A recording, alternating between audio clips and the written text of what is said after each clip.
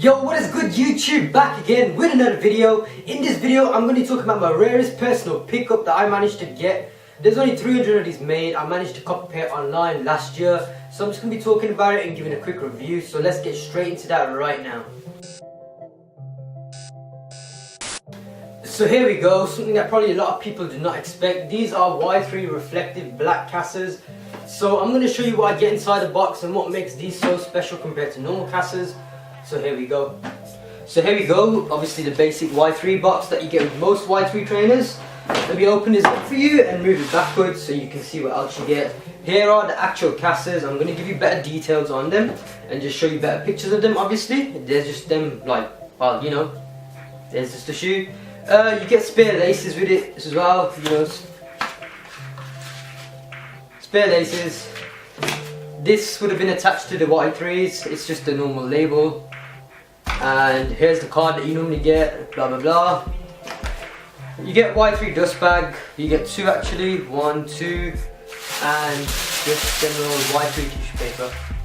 So on the right side of the shoe you can see the number 300, which represents how many shoes are actually made. On the left shoe, you're basically going to get a number as well. I managed to get number 13, and that represents which shoe out of 300 I got. That flashbang 3M material, which is just beautiful. Honestly, 3M is an addiction for me.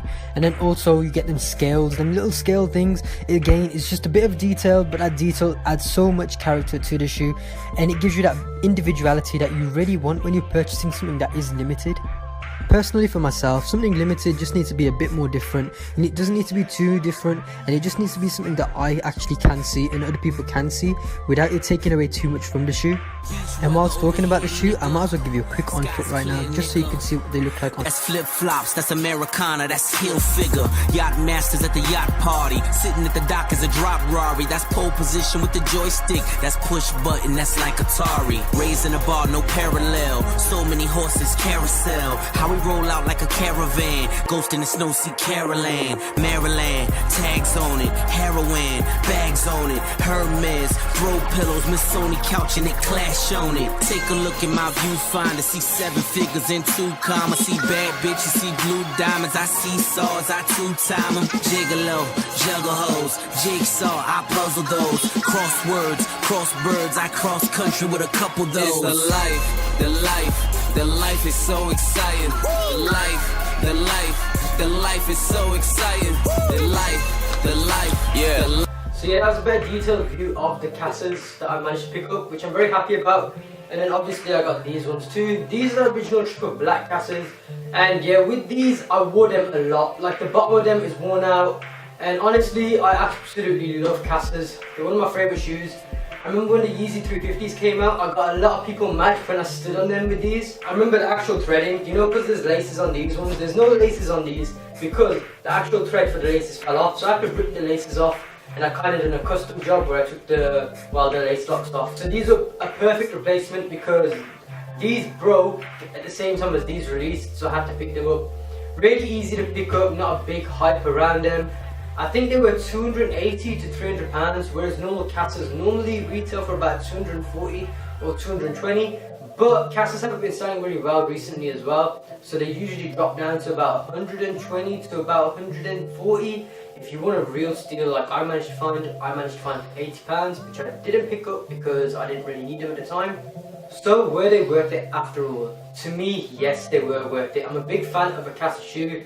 I think it adds a bit of a difference. It's not too much of a difference, and you can still wear it with the same things you can wear with a triple black Qasa. And it helps you be a bit more individual, so that's the thing as well. And I managed to get number 13, which is pretty cool as well because I did not want a shitty number.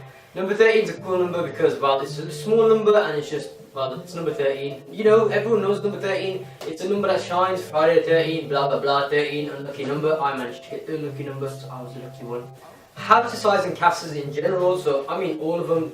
I picked up 2 pairs of Qasas. I've tried on 4 overall because I wanted the white ones and the grey ones, but I didn't really pick them up because I wasn't going to wear them much. And for all the pairs I managed to go a full size down, and that was perfect for me.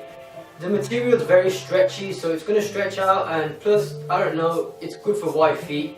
If you got wide feet, in my opinion, go size it down because they fit quite long as well. And if you got long feet, I'm not sure because I get a lot of different opinions. A lot of people say go to the size, half a size down. but from my personal perspective, I've been a full size down and it fit me perfectly. They are warm, they are comfortable, they're nice for winter and they're nice for summer. It just gets stuck on the acceleration pad sometimes when I'm trying to change my clutch. The main negativity I have for these shoes is the bottom as well, because these ones are worn out to the ground. I'm hoping that the material on these are just a bit better. But yeah, I'm happy to get these shoes and I'm happy to add them to my collection. These are my rarest shoes and I hope you like this short, honest review on them. If you want to pick up a pair of Qasas, go for it. Honestly, I'd wait for the triple blacks to come out. I think they're back this year. And then again, wait for the sales period because they're not going to sell out on shelves because they've already been redone a few times. Patience is needed when you want to purchase things, especially Y3s, especially high-end items. A lot of high-end items aren't going to sell out, so it's up to you to make sure that you save on them, or you can just take an L and pay full price. I know a lot of people do it. They're like, ha, well, I paid full price because I could afford it. It's not about affording it, it's about saving money, really, isn't it? Because it's a stupid thing to say, ha, I can spend full price on it because I can afford it. I'm sure a lot of people can afford to spend a full amount of money on a pair of shoes, but saving money just, well, it's just a better thing to do, isn't it?